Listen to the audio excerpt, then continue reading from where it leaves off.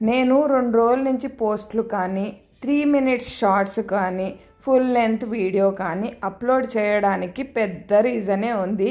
Full లెంత్లో మీకు డీటెయిల్గా చూపిస్తున్నాను కాదు, ఇప్పుడైతే ఏం చెప్పట్లేదు.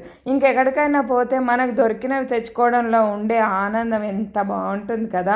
మరి ఎంతమంది ఓకే అంటారో కూడా కామెంట్ చేయండి.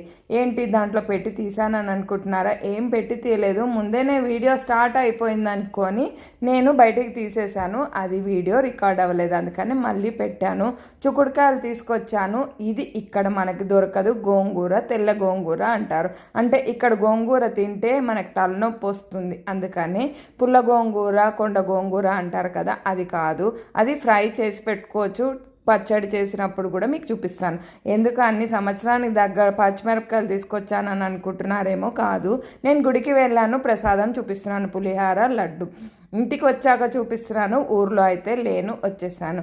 ఇవి వచ్చేసి చల్లమిరపకాయలు పెట్టడానికి. ఎండలు బాగా ఉన్నాయి కదా, చల్లమిరపకాయలు పెట్టేటప్పుడు కూడా వీడియో తీస్తాను. ఏమేమి వేసుకోవాలి డీటెయిల్గా కూడా చెప్తాను.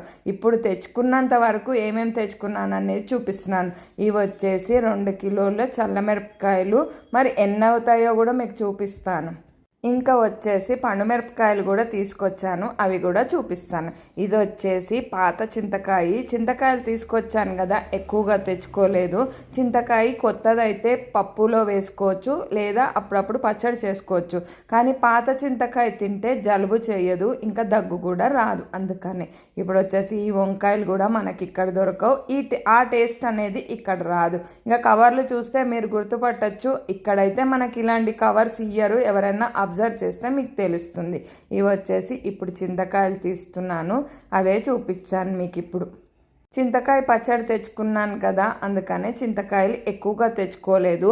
పండు మిరపకాయలు పచ్చడి చేసిన తర్వాత చింతకాయలో పండు మిరపకాయ చింతకాయ బాగుంటుంది, గోంగూర చింతకాయ కూడా బాగుంటుంది. పచ్చడి చేసినప్పుడు అన్ని రెసిపీలు కూడా అప్లోడ్ చేస్తాను, జలుబు చేయకుండా ఉండడానికి. పాత చింతకాయ, ఇంకా కాకరకాయలు అయితే చిన్నవి తెచ్చుకున్నాను. 1 కిలో కాకరకాయలు తెచ్చుకున్నాను. ఇప్పుడు లాస్ట్ అండ్ ఫైనల్గా మీకు చూపించేది పండు మిరపకాయలు. మనకి ఇక్కడ దొరకవు ఈ పండు మిరపకాయలు, దొరుకుతున్నాయి కానీ మనకి అక్కడ వచ్చినంత టేస్ట్ మటుకు ఇక్కడైతే రాదు.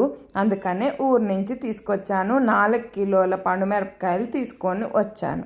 ఇంకా ఎండాకాలం కదా, అందుకనే కాసేపు కవర్ మీద ఆరబెట్టి ఇంకా మిక్సీ పట్టాలు ఏమేమి వేస్తాను ఏంటి అనేది అయితే ఫుల్ లెంత్ వ్లాగ్లో చూపిస్తాను. ఇప్పుడు అన్నీ కూడా ఒకసారి చూపించేస్తాను. వంకాయ, గోంగూర, కాకరకాయ, చిక్కుడుకాయలు అన్నీ కూడా తీసుకొచ్చాను. బాయ్, మరి సబ్స్క్రైబ్.